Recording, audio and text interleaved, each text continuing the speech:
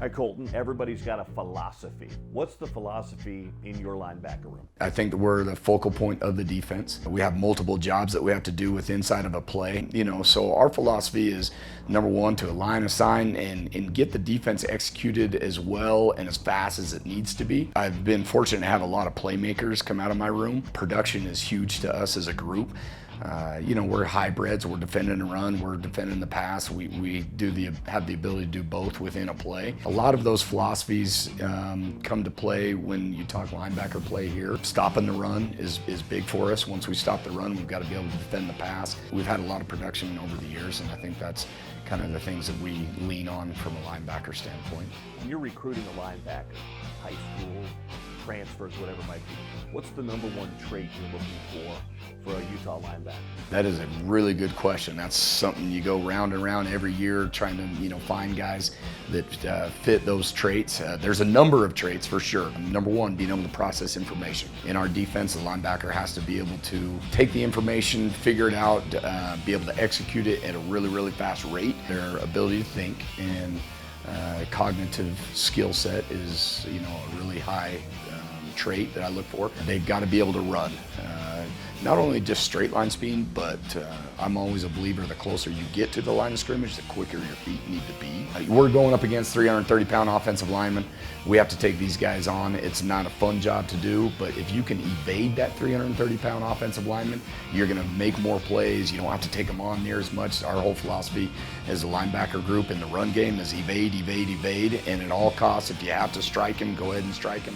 So you play 4 games now. What do you know, what have you seen from your room through 4 that maybe you didn't know through fall camp or you've seen through 4 games? Yeah, we've done a really good job with some of our maintaining the defense, setting the defense up for success when it comes to the play call. We've got, a wealth of players in the room right now that are really good players. Obviously, Corinne Reed going down with an injury has allowed, guys like John O'Hall come into the room and, put his skill set out there. Just overall, the linebacker position in the room has grown. We've been making a lot of plays in the 4 games, and I think that we're headed in the right direction. Are we beginning to see the Lander Barton we've seen in the first 2 years of his career here? Agree, absolutely. Lander's coming along. He's coming off a major injury from last year. I think he's in a really good spot with that help from a health perspective. He's gaining confidence. You can just see it every week that he's getting better and better. His conditioning's better. His strength is better. His confidence in his plays better. His confidence in his injuries better. And so, has he reached his pinnacle yet? No.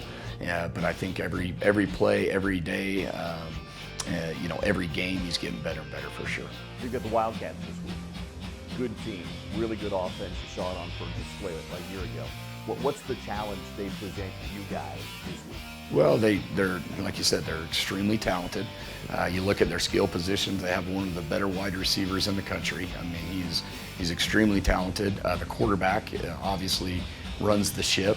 He's one of the better quarterbacks in the country. He's very talented. So those 2 players are really good. They're very big and physical up front. They've got some talented players, good offensive tackle. They run some gap scheme and they pull real quick and they do a good job up front. They're balanced offense. They have a good run and pass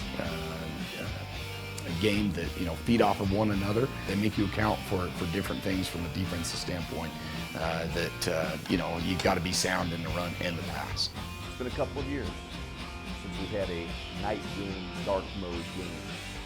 There always seems to be a little bit more juice in the building. What do you expect this Saturday night? It's always. I remember listening to Caleb Williams' interview here a couple weeks ago with the Chicago Bears, and one of the interviewers brought up, Utah at night in Salt Lake City, and he just kind of rolled his eyes and shrugged his shoulder, and he's like, that's about as tough as it gets. It'll be a great environment. Obviously, they beat us last year down there at their place. I think they're going to come in with a lot of confidence.